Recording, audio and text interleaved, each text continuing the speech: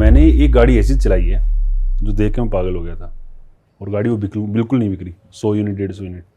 Citroen की 2 गाड़ियाँ आती, C3 एयरक्रॉस और बसाल्ट। आप एक बार चला लो उस गाड़ी को, फ़ैन हो जाओगे। इतनी बढ़िया गाड़ी है, उससे बेहतर सस्पेंशन किसी और गाड़ी के अंदर नहीं है। 20 लाख रुपए तक की सेगमेंट के अंदर बोल रहा हूँ मैं। उससे बेहतर आपको राइड कंफर्ट, बैठकर आप 500 किलोमीटर चले जाओ, मुझे नहीं लगता आपको कभी थकावट होएगी। और जो परफॉर्मेंस है ना यार, टैप करोगे गाड़ी उड़ती है बिल्कुल। अच्छा। बस गलती उन्होंने ये कर दी कि सस्ता बनाने के चक्कर में उन्होंने गाड़ी बहुत सस्ती कर दी। क्वालिटी के साथ में बड़ा कॉम्प्रोमाइज़ हुआ है, फीचर्स के साथ में बड़ा कॉम्प्रोमाइज़ हुआ है। बट जो अच्छी चीज़ है, राइड, इंजन और गाड़ी का प्राइस भी अच्छा है। 10 लाख रुपए 11 लाख में मिल जाती हैं।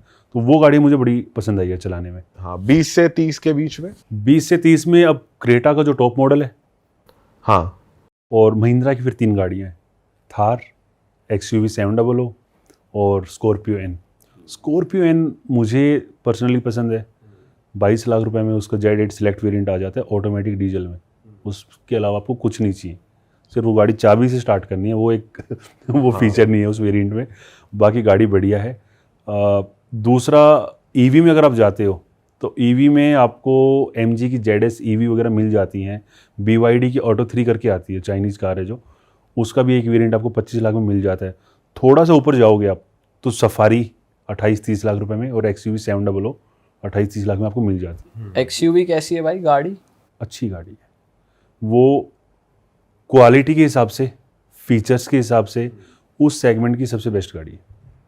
पर XUV में भाई जो ADAS सिस्टम आ रहा है वो कामयाब है, क्योंकि बहुत जगह हम देखते हैं उसमें फेलियर है। इंडिया का सबसे बेहतरीन ADAS आपको अगर किसी गाड़ी के अंदर मिलेगा ना, तो वो मिलेगा XUV 700 के अंदर।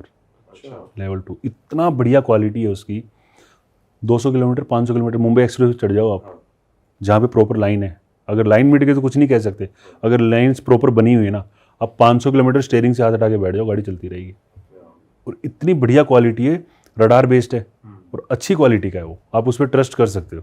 और ये जैसे लाइंस तो देख के चलती है, डिटेक्ट करती है, बट अगर कोई जानवर आ जाए तो वो सब भी डिटेक्ट करता है। आपने XUV 700 उसकी वीडियो देखी मेरी, XUV 9e वाली वीडियो तो नहीं देखी। गाय थी रोड के ऊपर। अच्छा। तो प्रॉपर उसमें गाय की फोटो बनी आई है मीटर के अंदर। तो गाय को भी रीड कर रही है, लोगों को रीड कर रही है, हर चीज़ को, स्कूटर को रीड कर रही है, बाइक को रीड कर रही है, एक एक चीज़ को रीड कर रही है वो गाड़ी। तो इनका जो एडास है ना, काफ़ी एडवांस होता जा रहा है धीरे धीरे। और अभी लेवल 2 है, जब ये लेवल 3 होगा, लेवल 4 होगा, जब ये कहाँ का कहाँ पहुँच जाएगा, और महिंद्रा कर देगा ये।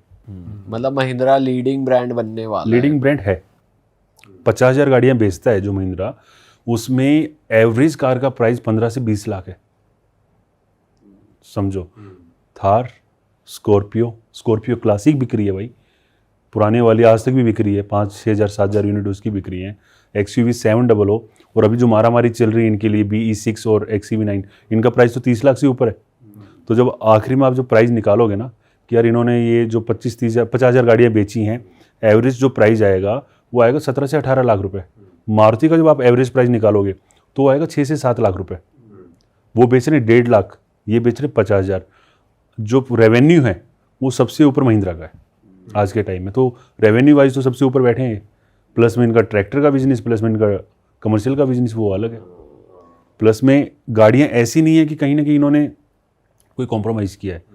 कोई भी गाड़ी आप उठाओ आपको क्वालिटी फील होती है। एकदम से ट्रांजिशन ले आई है गाड़ियों की दुनिया में, अपनी गाड़ियों में टेक ऐड करके बहुत बढ़िया इन्होंने इंजन में भी बड़ा काम किया है। इनके पास जो इंजन्स हैं वो पावरफुल हैं, फ्यूल एफिशिएंट भी हैं, पावरफुल भी हैं। कुछ ब्रांड्स ऐसे हैं 2 इंजन पकड़े पूरी गाड़ियाँ बना दी। मारुति एग्जाम्पल लो, 1.5 लीटर पेट्रोल हर गाड़ी में, 1.2 लीटर पेट्रोल हर गाड़ी में, काम खत्म। होंडा के क्या हाल चल रहे हैं भाई आजकल? होंडा नहीं बिक रही यार भाई होंडा पहले कितने चर्चे में थी, मतलब होंडा की सिटी इतनी चली है भाई, बहुत चली है। जो कहते हैं ना गलती बार बार करता है वो होंडा है, और वो गलती करता है लेट होने की। वो डीजल सेगमेंट में जब एंटर हुए तब मारुति डीजल सेगमेंट से बाहर निकल रही थी। होंडा सिटी डीजल आपने देखी होगी, उस टाइम पे ये मारुति अनाउंस कर चुका था ऑलमोस्ट कि हम अपनी गाड़ियों में डीजल बंद कर देंगे धीरे धीरे। वो SUV सेगमेंट में जब एंटर हुए, जब क्रेटा, सेल्टोस, ये सारे ब्रांड्स स्टैब्लिश हो चुके थे, प्रॉपर एक एलिवेट को लेकर आए, बहुत लेट लेकर आए। और लेट लाने के साथ साथ उसमें फीचर्स छोड़ दिए, जो होने चाहिए वो फीचर्स नहीं है, बेसिक फीचर्स भी नहीं है काफ़ी सारे। और अब ये हाल हुआ है कि लोगों के माइंड में बैठ के भाई क्रेटा लेनी है, सेल्टोस लेनी है, ग्रैंड विटारा लेनी है, वो होंडा देखने ही नहीं जा रहा। बट उनके इंजन अच्छे हैं, क्वालिटी अच्छी है, और वो उनके लिए ठीक है जो मिड मतलब 50 साल के अंकल टाइप, मतलब अंकल तो नहीं बोलूँगा, भैया टाइप के जो लोग होते हैं ना ठीक है, क्योंकि हम भी लगभग पहुँच गए यार 35। तो फिर तो हम तो अंकल बोलेंगे। अंकल बोलो भाई, हाँ, हम तो अंकल बोलेंगे भाई, हम 35 वाले हैं तो उनके लिए ठीक है भैया, हमें ऑफिस से घर, घर से ऑफिस, बढ़िया। तो वो होंडा सिटी वाला कस्टमर अपग्रेड कर रहा है। होंडा की वो बहुत बढ़िया थी भाई, जो पहले सिविक आती थी ना, पहला वाला मॉडल जो पहले वाला था ना, वो भाई स्पोर्टी लुक उसका, वो हमने बहुत बचपन में तगड़ा देखी था है ना। भाई। हाँ, बचपन का क्रश थी वो एक तरीके जब हम से। ऑटो में बैठ के ट्रैवल करते थे, जब साइड से देखते थे वो मीटर दिख रहा है, नीले रंग की लाइट है तो वो अच्छी थी। बट वो भी ग्राउंड क्लियरेंस वगैरह के, मतलब जहाँ पे नंबर नहीं आता ना, प्रोडक्ट अच्छा होना एक चीज़ है, वॉल्यूम होना एक चीज़ है। कंपनी चलती वॉल्यूम के बेस पे। अगर आप देखो मारुति 1.5 लाख यूनिट बेच रहा है, महीने की 2 लाख बेच रहा है, वॉल्यूम के ऊपर चल रहा है ना। और काफ़ी सारे ब्रांड है जो 2000 भी नहीं बेच रहे। भाई लेकिन जो अभी वाली होंडा सिविक आई है, ये लोग भी मार्केट में जगह नहीं बना पाए, मतलब इतने फीचर डाल दिए, इनका रेट बहुत ज्यादा है। सिविक तो डिसकंटिन्यू कर दी ना, अभी एक नई भी तो आई है होंडा की। अभी तो सिटी है।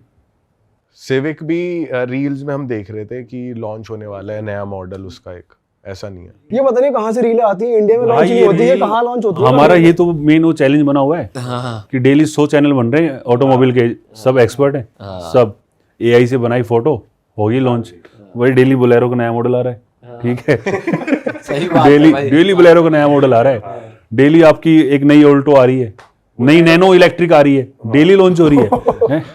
भाई ट्रैफिक खा रहे हैं, खाए जाओ तो भाई बुलेरो को तो लोग जी वैगन अलग बना अलग के बना घूम दिया, रहे हैं बुलेरो को भाई, बनाए किट बैठे विट हैं। लगवा रहे हैं। ऐसा कुछ होने वाला नहीं है, बट ठीक है वो बन रहा है तो वो चैलेंज चलता रहता है। बट होंडा एंट्री नहीं करेगा, लाएगा तो एक और गाड़ी लाएगा, SUV लाएगा, और वो भी 20-22 लाख रुपए वाले सेगमेंट के अंदर।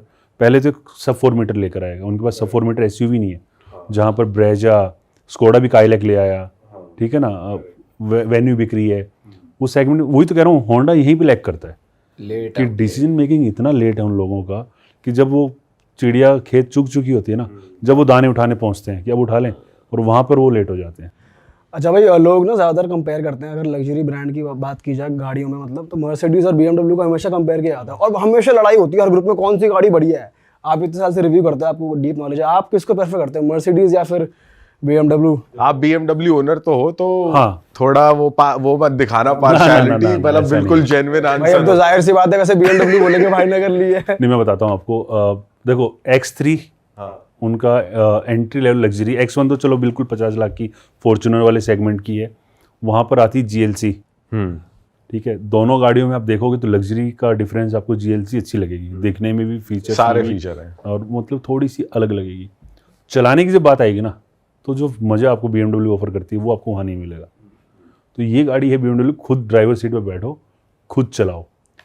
मर्सिडीज़ में कहीं ना कहीं आपको rear seat comfort, luxury, beige colour का इंटीरियर, प्लसनेस, वो आपको उसमें फील होती है। GLS में अगर आप जाते हो और X7 में जाते हो तो मैं शायद GLS लूँगा। X7 की थोड़ी सी लुक अलग सी है, अंदर से उतनी प्रीमियम फील नहीं होती है। GLS देखने में लगती है कि यार ये कोई बड़ा हाथी जा रहा है, करेक्ट। बाहर से भी सुंदर है, अंदर से भी सुंदर है। उसके बाद GLS से ऊपर उनके पास कुछ नहीं है बेचने के लिए।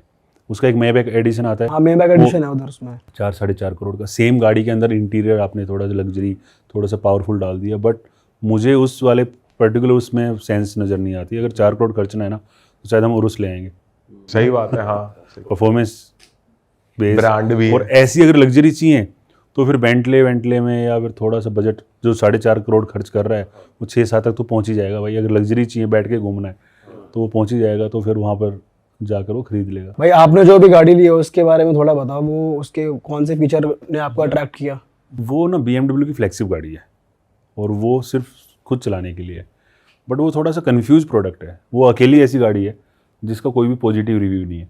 अच्छा। आपने कैसे ली जब आप खुद ही रिव्यू यार मुझे ना, मेरी जो नीड्स थी वो सारी नीड वो गाड़ी पूरी कर रही थी।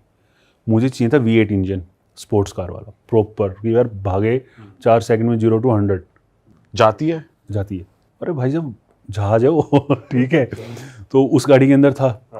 अब मैं पहले प्लान कर रहा था लैम्बोर्गिनी की कोई बढ़िया सी गाड़ी ले लेंगे जो छोटी सी आती है, तो वाइफ भी बोली ठीक है जो तुम्हें पसंद आए ले लेना। बेटे ने सुन ली कि पापा 2 ही बैठ सकते हैं उसमें। अब मैं फिर से पीछे नहीं, कहीं फंसने का तो हो रही है। है ही नहीं उसमें तो फंसने का, क्या 2 ही बैठ सकते हैं। उरुस में, उरुस देख मेरे को पसंद नहीं है भाई, ठीक है। फिर V8 चाहिए, इस गाड़ी के अंदर V8 है। फिर स्पेस चाहिए, लग्जरी भी चाहिए यार, मतलब उरस क्यों नहीं पसंद आपको? थोड़ी सी कॉम्पैक्ट है, मतलब दिखने में ना मेरे को उतनी अच्छी नहीं लगती। लैम्बोर्गिनी तो सीधा एवेंटाडोर वगैरह टाइप की गाड़ियाँ समझ आती हैं। उरुस जैसी, वो जो कहते हैं ना कि हमने SUV बनाई है, बट ना वो SUV जैसी दिख रही है, ना वो कार जैसी दिख रही है। मेरा जो पर्सनल ओपिनियन है वो ये है, तो वो तो नहीं है मेरे क्रेटा वाला साइज ही मान लो एक तरीके से। ये है ना BMW अपना महिंद्रा की XCV9 जैसी हाँ कूपे जैसी, Exactly लगभग वैसी, ऐसी सी शेप है उसकी ना। हाँ, फिर XM में दूसरा क्या था कि यार अब मैं फार्मिंग करता हूँ, ठीक है, तो मैं हफ्ते में 2 दिन खेतों में जाता हूँ, तो ऐसा तो हो यार कि ग्राउंड क्लियरेंस थोड़ा सा ठीक हो, तो उस गाड़ी में सही बात है, वहाँ तो फंस जाएगी, वहाँ तो ले जाने लायक गाड़ी मतलब कहीं मिट्टी होता क्या कि जब ट्रैक्टर वगैरह चलते हैं तो बीच में से मिट्टी उठ जाती है खेतों में, अब वो पूरे बम्पर को रगड़ती हुई जा रही है, तो वो ऊंची हो। तीसरा कहता है ये थोड़ी सी पॉकेट फ्रेंडली हो चलने में, माइलेज ठीक ठाक दे दे, तो वो 60-61 तक की माइलेज दे देती है, हाइब्रिड है वो। हाँ, तो भाई 3.5 करोड़ की आपने गाड़ी ली, आप माइलेज क्यों देख रहे हो भाई? क्या फर्क पड़ रहा है जब सस्ते में चल रही है, ठीक है। तो ये है कि उसमें EV एक मोड है, उसमें आप 70-80 किलोमीटर इलेक्ट्रिक में चल सकते हो प्योर, बट मेरे को चलाने को जब मिलती है ना तो मैं EV तो चलाता ही नहीं, उससे तो M2 डालता हूँ, आवाज़ सुननी है भाई, आवाज़ आनी चाहिए पीछे से तो वो सीन है। तो सब कुछ उस गाड़ी ने मेरा पर्पज पूरा किया। थोड़ा डिस्काउंट भी ठीक ठाक मिल गया, 50-1 लाख रुपए तो का। आपने G-Wagon नहीं कंसिडर करी? यार वो थोड़ा सा बजट से बाहर थी। अरे वाह, आपने ये वीडियो यहाँ तक देख ली भाई, तुमने हमारी मेहनत सफल कर दिया, तुम ही लोग हो असली रियल हिट। और अगर आपको बहुत मज़ा आ रहा है ऐसी क्लिप्स में, ऐसी वीडियोस में, तो फटाफट जाइए प्लेलिस्ट पे बिंज वॉच कीजिए और सारी वीडियोस देख डालो और मौज काटो। दैट इज इट, हम मिलेंगे नए पॉडकास्ट में, नई क्लिप में। Till then bye bye, see you, take care, do subscribe, best of real talk online. Okay, bye bye.